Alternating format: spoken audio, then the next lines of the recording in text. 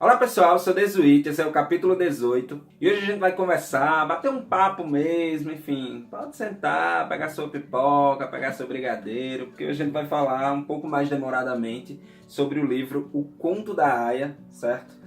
Esse romance distópico, escrito por Margaret Atwood, publicado originalmente em 1985, mas que sofreu um verdadeiro boom, assim, um verdadeiro revival aqui no Brasil, do ano passado para cá, não só aqui no Brasil, né, no mundo também. Após o lançamento da adaptação para a série pela Hulu, né, que é tipo uma Netflix lá dos Estados Unidos, eles produziram e lançaram essa série que adapta esse romance para a TV. E essa série foi premiadíssima, enfim, ganhou muitos prêmios na sua primeira temporada e já teve a sua segunda temporada exibida nos Estados Unidos. Muita gente aqui no Brasil, obviamente, já assistiu, mas que oficialmente, né, a série ela é transmitida aqui no Brasil pelo canal Paramount e a segunda temporada ela estreou domingo passado, certo? O primeiro episódio passou domingo, dia 2. Enfim, aproveitando o ensejo, coincidiu mais ou menos o período que eu tinha acabado de ler o livro e eu resolvi trazer essa conversa. Eu não estou chamando de resenha, não estou chamando de crítica, eu diria uma conversa sobre esse livro. Conforme eu coloquei aí no título, a tentativa é de não soltar spoiler.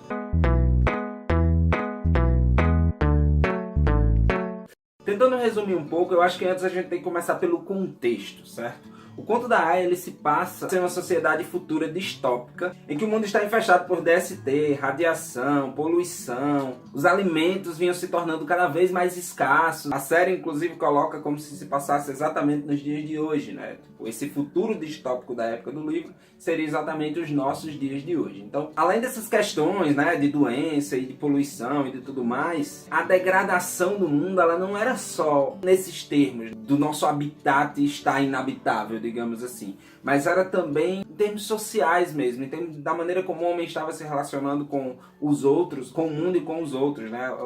Eu diria que havia uma degradação moral também na sociedade. Somado a tudo isso, tinha também o ponto mais crucial para o contexto da narrativa, que era o fato de que todo esse contexto, né, esse ambiente nocivo, tinha trazido um efeito colateral para a humanidade, que era o seguinte: as mulheres haviam se tornado cada vez mais inférteis, estéreis. E as poucas que conseguiam, enfim, engravidar, gerar um bebê, na maioria das vezes ou abortava ou paria crianças com deformação, deficientes, enfim, sem expectativa de vida, que morriam, enfim, horas depois do parto, ou dias depois do parto. Inclusive, esses bebês que nasciam com deformação, em determinado ponto da narrativa, mostra que eles passaram a ser chamados de não-bebês. Então, as mulheres engravidavam e geravam algo que elas chamavam de não-bebês.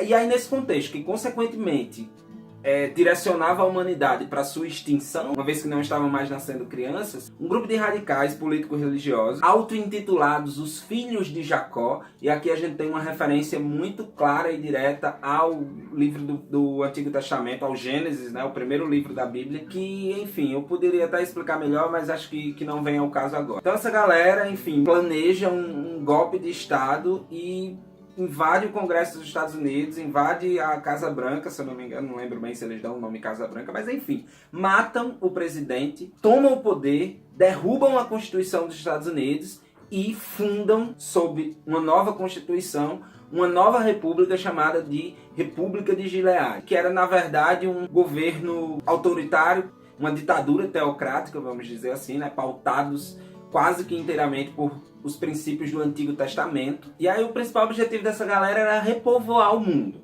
certo? Eles estavam preocupados com as questões de que a humanidade estava caminhando para a sua extinção, dão esse golpe de Estado e entram com um tipo de política que tinha como objetivo repovoar o mundo. E aí o que eles fazem para colocar esse objetivo deles, para alcançar esse objetivo deles, para colocar esse plano deles em ação? Eles capturam todas as mulheres com potencial de fertilidade que não se encaixem em uns determinados critérios que eles criam lá. Para tentar explicar mais ou menos, é o seguinte: as únicas mulheres que escapam dessas capturas são as mulheres que estão em seu primeiro casamento. Tipo, se um cara se divorciou e casou de novo, esses casamentos foram todos anulados pela nova Constituição, e aí essas mulheres eram recrutadas para serem transformadas em aias, certo? É daí que vem o título do romance, certo? O Conto da Aia, porque todas essas mulheres com potencial de fertilidade que havia no mundo e que não se encaixavam nesses critérios que eu falei, elas eram obrigadas a se tornar aias que é mais uma referência ao Antigo Testamento, justamente a história de Jacó, né, que os carinhas lá que deram o golpe se intitulavam os filhos de Jacó. Explicando assim bem rapidamente, Deus deu todo o aval para que Jacó tivesse duas esposas e além dessas duas esposas, mais duas aias que serviram para gerar os filhos de Jacó e suas esposas. Então é esse o preceito da nova República de Gileade, né? Eles constroem um ambiente em que os homens são casados, suas mulheres são estéreis, e aí essa galera do alto comando desses filhos de Jacó, digamos assim, eles têm direito a ter suas próprias aias, que são essas mulheres que vão ser usadas, vão morar na casa dele, enfim, vivem quase como freira, coberta dos pés à cabeça, com esse arcozinho aí que eu vou colocar aqui na foto, que na série foi muito bem representado, exatamente assim que é retratado no livro. Então, as mulheres vivem lá e tal, e uma vez por mês, os carinhas vão lá e fazem o serviço, que é algo muito mecânico, inclusive para o cara, né? Há regras de como esse ritual deve ser feito, e é de fato um ritual. Por isso que eu não chamo aqui de estupro, né? O que acontece é um estupro, mas assim, a maneira como tudo acontece é ritualística. A própria personagem, ela não descreve, ela enfatiza que o que acontece ali não é estupro, né? É um outro tipo de violência. E aí esse é o contexto. Então, especificamente, o livro, dentro desse contexto que eu acabei de explicar, ele vai focar na história de uma dessas aias que foi capturada tentando fugir dos Estados Unidos com o atual marido e a filha. Ela já tinha uma filha de 4 anos e ela era, tipo, o marido dela tinha se divorciado e casado com ela. Então ela entrou naquele rol das que não podia ser uma esposa, ela tinha que ser uma aia. E aí, enfim, ela é capturada, não sabe ao certo o paradeiro do marido, não sabe se ele foi morto, não sabe se ele foi só capturado, não sabe o que acontece com ele, também não sabe ao certo o que eles fizeram para a filha, mas pela lei, normalmente as aias que tinham filhos, os filhos eram tirados delas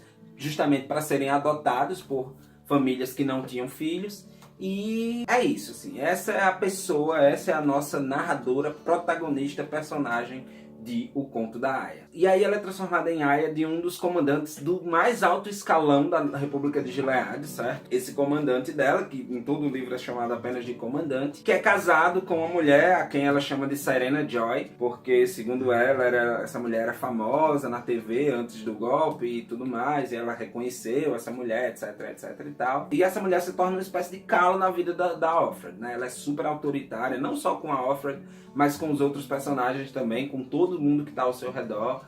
Ela é descrita como uma senhora já, que usa uma bengala, que fica tentando ainda recuperar a beleza da juventude e tal, mas é descrita como alguém que leva uma vida sofrida, no sentido de que é obrigada também a passar por aquilo. Não são só as aias que sofrem dentro da República de Gileade, né? A própria personagem refletia também sobre a posição das esposas, né? Que eram obrigadas a participar de um ritual em que seu marido fazia sexo com outra mulher na frente dela, e aquilo era o normal, o natural, o que tinha que ser. Já o comandante, ele era um pouco mais maleável, aparentava ser uma pessoa um pouco menos desagradável, digamos assim, né? Apesar de que, enfim, ele cumpria com as questões lá que a lei de Gileade impunha, né? Que ele era obrigado, inclusive, a ter a relação sexual com a sua aia, a fim de que ela engravidasse e, consequentemente, trouxesse um bebê ao mundo. E aí, com o passar do tempo na narrativa, esse comandante começa a se afeiçoar por Offred. E é melhor eu parar aqui, senão não vou conseguir cumprir o que eu prometi aqui no título do vídeo, de que eu não iria soltar spoiler.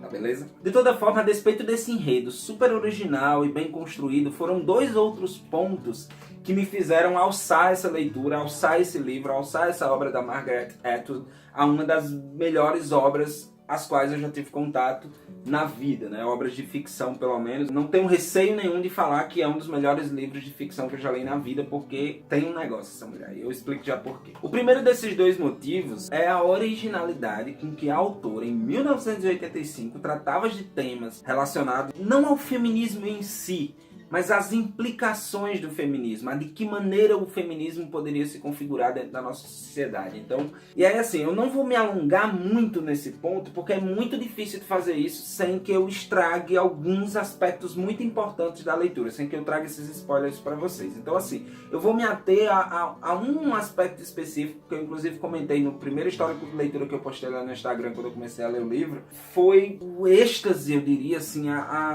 não sei explicar, mas assim, eu fiquei arrepiado por alguns minutos quando, em um determinado ponto da narrativa, a autora traz a palavra consororizar, que tem a ver aí com a palavra sororidade, uma palavra que, enfim, está no auge de todas as discussões acerca do feminismo, acerca da posição da mulher na nossa sociedade, acerca da violência contra a mulher no contexto em que a gente vive. Então, assim, ver essa palavra sendo usada e explicada da maneira como é. Vou tentar resumir para vocês. É o seguinte, o contexto em que essa palavra aparece é um em que a personagem, na verdade, a narradora, né, ela está refletindo que, enfim, as mulheres estavam ali em uma comunidade e tendo um momento de interação. Normalmente, no nosso mundo, né, no mundo fora da República de Gileade, ela explica que existe uma palavra para isso e é a palavra confraternizar. No entanto, ela vai fazer uma reflexão etimológica da palavra, né? Ela fala que o radical frater, né, de fraternidade, de fratello, ela é exclusiva para homens. Então, assim, confraternizar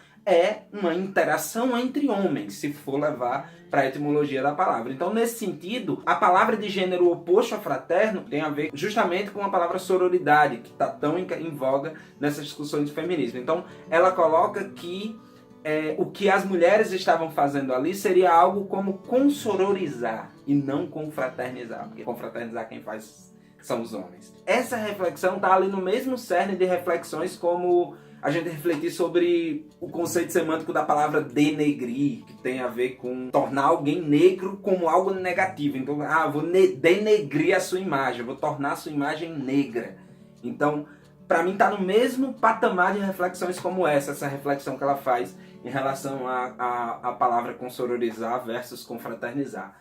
Então assim, eu fiquei muito empolgado, eu diria assim, e feliz que existam obras como essa. E aí assim, inclusive se vocês quiserem se familiarizar um pouco mais com esse termo, eu vou deixar aqui um vídeo nos cards e aqui embaixo da Jut Jut, que ela explica de maneira muito didática e muito próxima da nossa realidade o que seria sororidade e por que esse termo é tão importante de ser discutido, de ser refletido e por que a sororidade deve existir na nossa sociedade, certo? Eu teria muito mais coisas para falar em relação a esses aspectos, em relação a outros aspectos também que aparecem no livro, como alguns referentes a perdas de piadas, de easter eggs, de passagens importantes, inclusive relacionadas aos nomes próprios dos personagens, que eu gostaria de falar aqui, mas aí eu vou estragar a leitura para quem ainda não leu. Então, eu queria saber de vocês se vocês querem que eu traga para vocês, em um futuro próximo, um vídeo com spoilers e, consequentemente, fazendo essa leitura mais detalhada desses pontos que me intrigaram e me deixaram tão empolgados na leitura. Então vocês deixem aí no comentário se querem que eu faça isso, ou se preferir, eu vou deixar também aqui nos cards um enquete, basta você responder sim ou não. E lá nas redes sociais também, no Instagram, eu vou colocar, enfim, dependendo de como vocês interajam aí, eu posso preparar esse vídeo e trazer para vocês essa análise um pouco mais detalhada desses aspectos que eu só tenho como trazer se eu soltar mega spoilers, assim. E aí, assim, até aqui eu falei só do primeiro ponto, né? Que é essa capacidade que a autora tem de refletir sobre questões feministas já desde essa época. O segundo ponto, aí é um pouco mais técnico, é um pouco mais relacionado a questões de teoria da literatura e de análise do texto literário e do texto ficcional de maneira geral, que é o fato de que a autora demonstra uma capacidade magistral, assim, de explorar os recursos, os diversos elementos de várias tradições narrativas. Para tentar explicar melhor o que eu estou querendo dizer, é o seguinte, a história ela não é contada de forma linear, primeiro ponto, certo?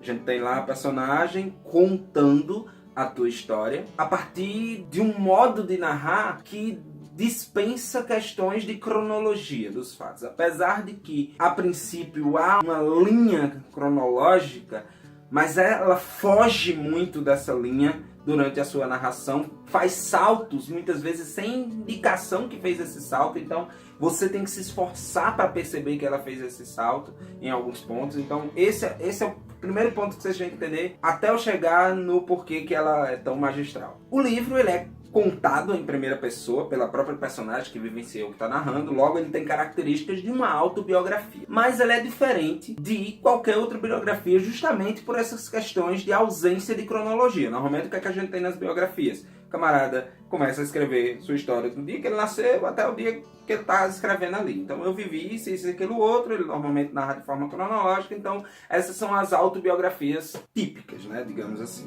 Além disso, outro fator que destoa bastante de ficções, de histórias narradas de maneira geral, seja em primeira ou seja em terceira pessoa, é o fato de que a narradora ela tem consciência de que é uma narradora, ela tem consciência de que está narrando a história, tem consciência de que tem alguém lendo, ouvindo aquela história que ela está contando, e isso leva essa narradora espetacular a brincar muitas vezes com a percepção do leitor, a constantemente utilizar-se daquela técnica que nós brasileiros tão bem conhecemos a partir dos romances de Machado de Assis, dos narradores de Machado de Assis, como o Brás Cubas e como o Bento Santiago, por exemplo, os mais famosos, que ele chega a provocar o leitor, a fazer o leitor, de certa forma, participar daquilo junto com ele, né? Ser um cúmplice muitas vezes, ou ser, às vezes, até criticado pelo narrador. Então, a Offred, narrando a sua história, ela faz esses jogos, digamos assim, narrativos, a partir do fato de que ela tem essa consciência de que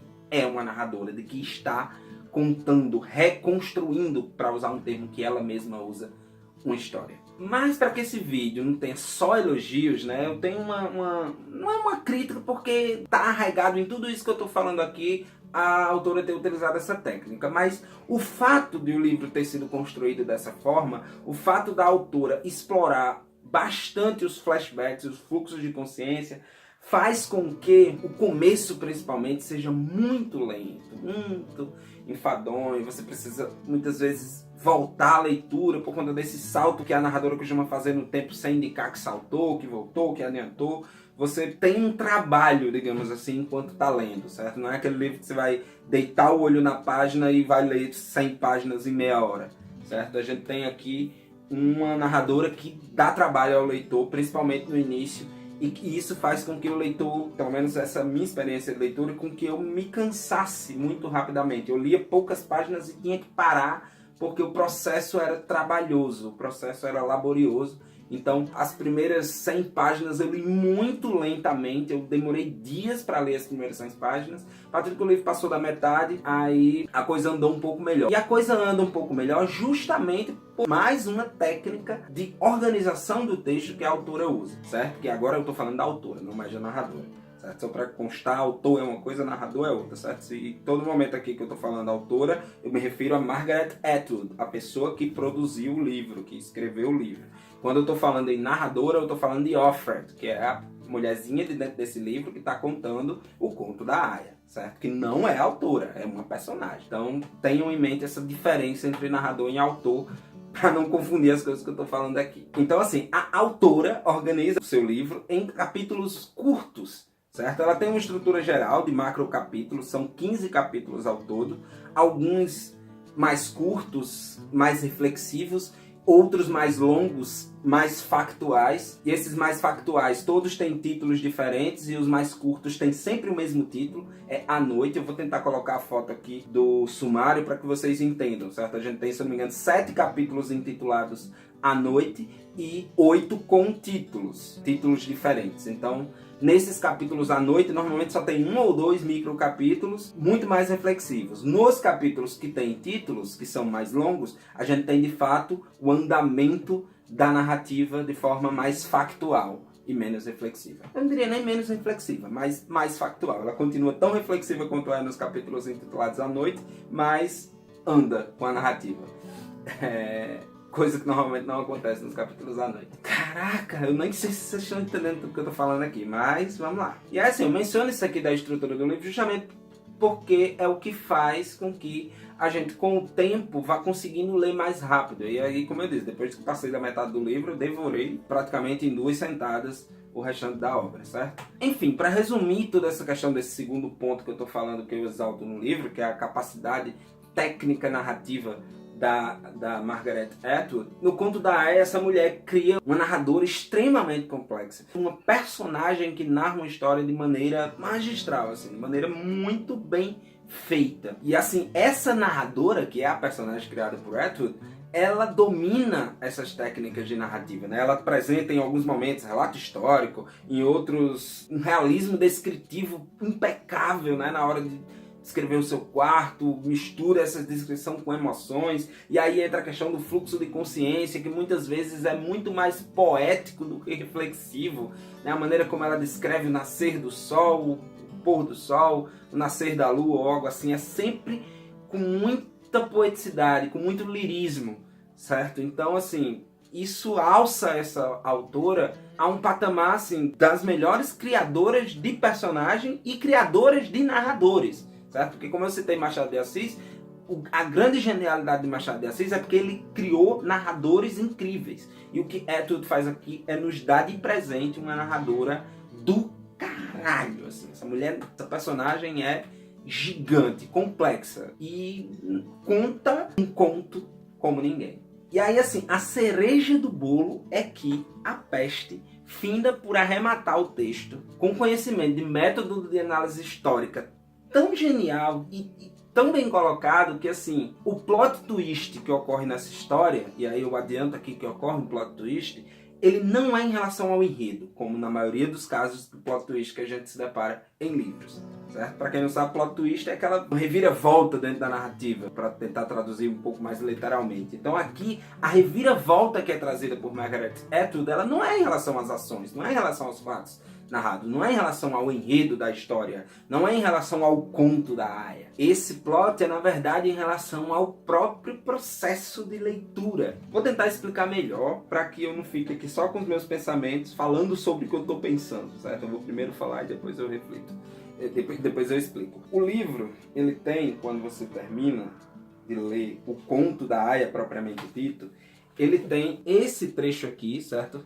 Que são, enfim, as últimas 20 páginas, talvez, do livro, que é intitulado Notas Históricas sobre o Conto da Aya. Eu já tinha visto no sumário que tinha isso, e vi, né, quando me aproximei do final, que tinha essas páginas finais, eu passei o livro inteiro achando que isso era um pós-fácil, né? Uma parte de crítica, que é muito comum as editoras fazerem, né? Contratam um crítico literário, um professor de alguma universidade, alguém que estudou a obra, para fazer um pós-fácil. E aí eu li o livro inteiro achando que isso era um pós-fácil. Quando eu chego e começo a ler, não, é ainda a história, é ainda a obra, só que não é mais o conto da Aya.